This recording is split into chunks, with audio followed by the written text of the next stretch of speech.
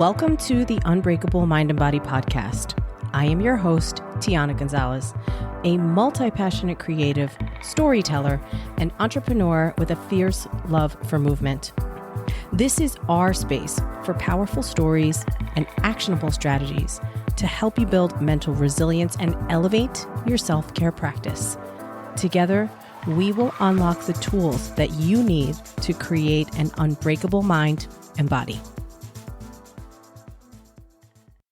What's going on? Welcome to episode 1 of the Unbreakable Mind and Body podcast. I'm your host, Tiana, and I am so grateful to have you here in this space, in this container, in this moment with me.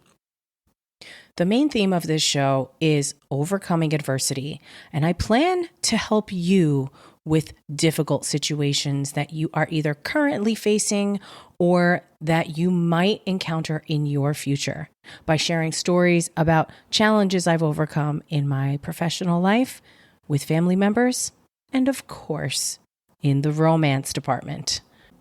What sets me apart from many people that you may encounter is my own unique skill set and experience. In fact, that's what separates each of us from the next person. So there is value in coming together and in sharing stories and in placing you in those details that allow you to really submerge yourself and feel what was happening at the time. Oftentimes, we don't think of something until it's been presented to us, or we don't think of a question until somebody else asks it. And then you say to yourself, oh, that's a good question. I'd like to know that information too. That's really what the point of this podcast is.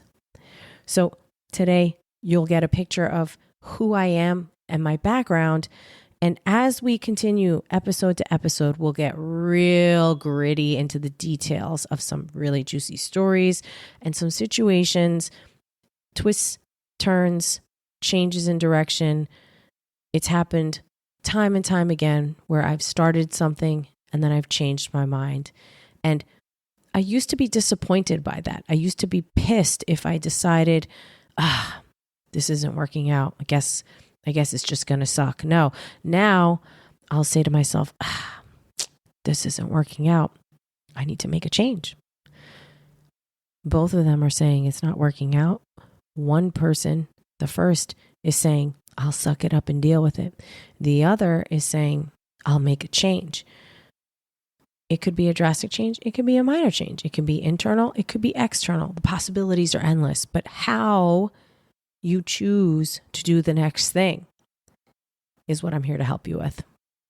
So I'm a personal trainer and nutrition coach. I work exclusively in person at the moment, and I love what I do. I love being able to give my clients tactile cues. I love to see their eyes light up when the things connect. And I love teaching them about movement and how to fuel their bodies properly so that they can thrive as they are also making permanent changes to their lifestyle habits and creating things that they want for themselves. For example, feeling vibrant as they get older, playing with their teenage kids, being able to run after their grandkids, just moving better in general. Sometimes what someone wants is so simple, it's almost too easy for them to figure it out because the answer is very obvious. Sometimes it's much more complex, and therefore they need another set of eyes, another set of hands, another problem solver to be in the mix. Regardless of the complexity or not of a situation, I love to be involved in the process. Now, the creative process is my favorite place. And speaking about creative processes, this show in and of itself was a process. I had birthed this idea in 2021 with my former business coach, Jill Coleman. Shout out to Jill. And she gave me this idea and said, you got to get in the podcast space. If it's even an inkling of what you want to do, you got to do it now. You need to get in there. I bought some cheap ass equipment. I got some training, and I recorded 13 episodes. What did I do with them? Absolutely nothing. Why? Because I was scared. And I know some people listening to this are going to say, you were scared? You're never scared. Oh, yes, I am. I'm scared all the time. I usually still go on and do whatever it is I'm scared of, though. But in this case, I didn't. And I'm going to tell you why. I had a really challenging relationship with both of my parents growing up. They were young when they had me, and they got divorced when I was young, and I had a really complicated relationship with my father. I also had a really complicated relationship with my mother, and I've never been close to both at the same time, unfortunately for me. I've always had to juggle that, and I just didn't want to hurt anyone. But the truth is, my experiences are mine, and they were real, and they did happen. And even if perhaps what I remember is extreme or is not exactly what occurred, that was my experience at that time as a child. That is how I felt in that moment. And some of those things are really hard to let go of. When it came to it, in 2022, when I recorded these 13 episodes, there were some stories in there that I knew were going to be probably problematic, eyebrow raising, pearl clutching. And I just decided I didn't want to deal with it. Well, guess what? I did that a couple years prior when I started writing my book. And guess what? I did that also a few years prior. So this situation has come up. This is not the first time. But this is the first time that I'm just going to go ahead and rip the Band-Aid off. Because by keeping these stories locked up, I'm not helping anyone. By keeping these things to myself, I'm jamming up my flow.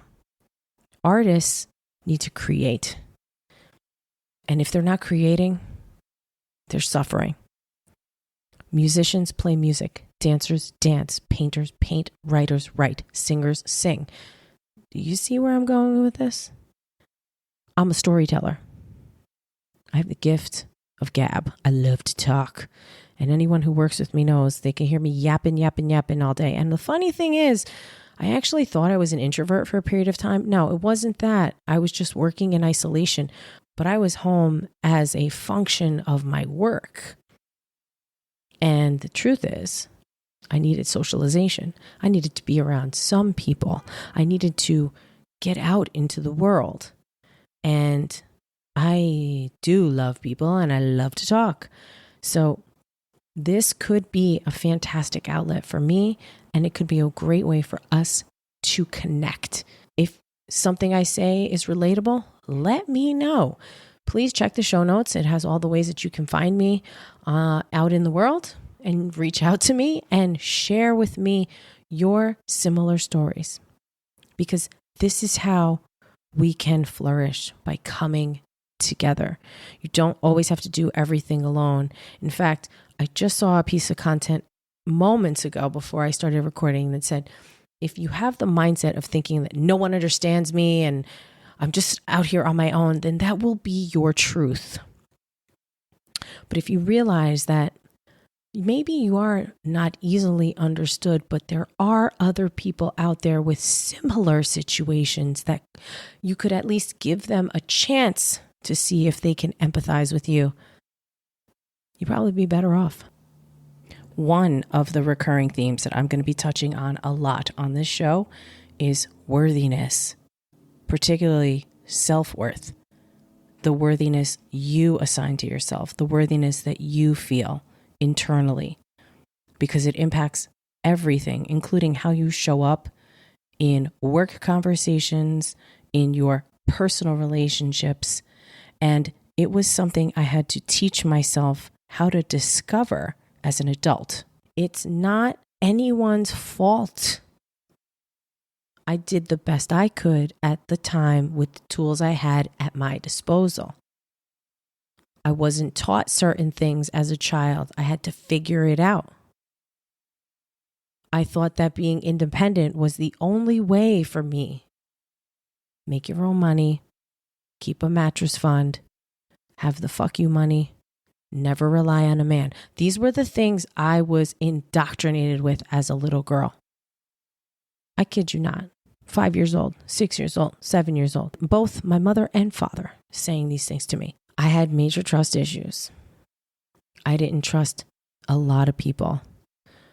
But really, what I figured out, this came to light probably about 10, 15 years ago in therapy. I didn't trust myself.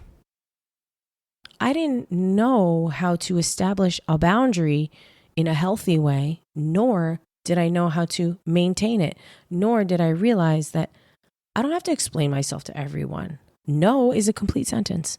So if a guy asks me a question and I'm uncomfortable with it, I can simply say no. I don't have to get into all this wishy-washy and then this and then that and explaining. No, that's trauma, baby. We don't do that anymore. And that self-worth piece has been a game changer for me. That feeling of knowing who I am and knowing that I got this and that I'm not going to betray myself anymore. Now, there's another layer to this. There came a point in time where I started to really trust myself, and I knew that I was raising my standards and elevating myself up as far as who did I want to be romantically involved with? Who did I want to run in circles with? Who did I want to be friends with? What types of people? How did I want to feel? And when I say types of people, I'm talking about the personality type, the energy. Did I feel good around them? Or were they sucking the life out of me? Now, here's the thing. I started to elevate, but the old version of me was still thriving inside. The old version of me still wanted to go to after hours. The old version of me still wanted to hang out with the cute boys that were trouble, that were probably getting banged up on the weekends and sleeping all day on Sunday. That may be cute when you're in high school and college. That's not cute when you are a young woman in your 30s, almost 40, hoping to settle down with someone who can support you emotionally, financially, all the E's, okay? So, yeah, it came to a point where I said to myself, you know what? Just because I can swim in shark-infested waters doesn't mean I have to keep jumping in. I need a different body of water to swim in because I'm tired of this. Because even though I'm strong enough to handle the sharks, I'm still getting bit. I'm still getting my heels nipped at, or, a little bite here and there, or a scratch or a scar, or I'm bleeding. And I don't want that anymore. So it's time to make different choices. And let me tell you something. There are parts of younger me that I miss so much. I miss that girl. My God. She was such a badass. I would work full time Monday through Friday. I wasn't making enough money. I would bartend Thursday night, come home, take a little nap for about 2 hours, go to work all day Friday in the office, come home, basically shower, change, go back to the bar, bartend Friday night, sleep all day Saturday, maybe go to the gym, maybe get my nails done, bartend again Saturday night, and then, guess what? Like an idiot, what do you think I did? You think I went home after working on Saturday night? Oh, hell no. Your girl would go to after hours. Why? Because, quote unquote, it was justified. I was working so hard. I never had any fun.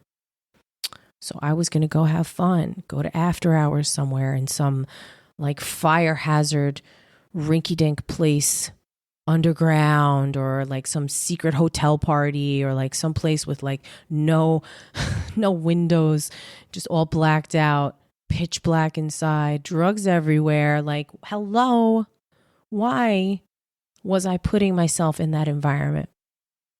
Why? Because I love to dance, because I love the music. And for me, my life was so hard. I had to work so hard so much of the time that I wanted to blow off steam too.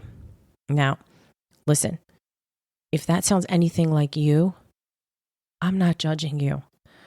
But that is only going to last for so long as you can imagine, there was only so much time where I could be burning the candle like that, going to work on Fridays on 1 or 2 hours of sleep, being completely exhausted, useless, and then doing it over and over and over and over again. It did catch up to me. I wound up having horrible anxiety because of lack of sleep. My body was not responding to the training I was doing. I was basically just maintaining, and I wasn't really eating well. I was actually super skinny at the time just because I was malnourished. And I just thought that that's how it had to be because I couldn't see another way out. The problem was I didn't see better choices in my field of vision because I kept jumping back in those shark-infested waters. I kept putting myself in an environment where I knew I really didn't want to be there anymore, but I didn't know how to get out. And I know that it's hard for some people to wrap their head around this, especially when they work a corporate career, when they are in a male-dominated industry, when they are fighting for their seat at the table in every which way. But you have to remember, everyone walks their own path. And eventually, I got really sick and tired of being sick and tired. And I got really tired of surviving off the McDonald's dollar menu while I was servicing work requests to women who had rows of red bottom heels under their desk. And they would leave them at work, overnight and on the weekends. Yeah.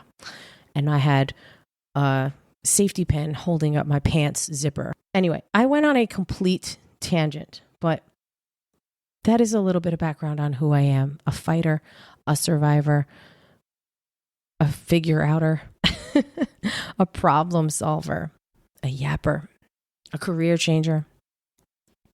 And at the end of it all, I'm proud of who I am today. I'm proud of how far I've come. If you knew me back in my clubbing days, you don't know me anymore. And if you've only known me the last couple of years, there's a lot about me you don't know. And I hope to offer transparency here, and I hope to connect with you. And in the next episode, I'm going to dive into the career path more specifically about my journey, particularly in fitness, in online fitness, in in-person fitness, what that looked like for me, how it has played out, and where I'm at today. Because ultimately, I do really appreciate my work. My work is a huge piece of who I am. And it is a large part of my identity. It's not all of the identity, but it is definitely a huge component. Why? Because I believe that health is wealth. So if you're not thriving, if you're not feeling good, if you're not proactively, deliberately taking intentional action to improve your health, you're actually choosing the opposite of health, which is illness. If you are not, I'm going to say it again, if you are not actively, intentionally, and deliberately pursuing improving your health, you are choosing illness and disease. Yeah, I said it. So if you want to get healthy with me, if you want to make your mind healthy, if you want to build a robust body and have cohesiveness as far as a strong mind, a strong body, and get resilience, overcoming adversity is how you build resilience. That's how you get grit. How do you overcome adversity? Well, you have to be in some shitty situations. And guess what? They're going to come. Will you be equipped? Will you make a different decision this time? I hope that the answer is yes. I hope that this podcast is a resource for you to come to. So again, this is episode 1. I truly appreciate your time. If you liked anything you heard, please subscribe to the podcast. Share the episode with a friend. Let them know that I'm here and we are going to be doing this on a weekly basis. We are going to be talking about all of the things that help us become stronger, become more robust, to overcome adversity time and time and time again. Thanks for being here.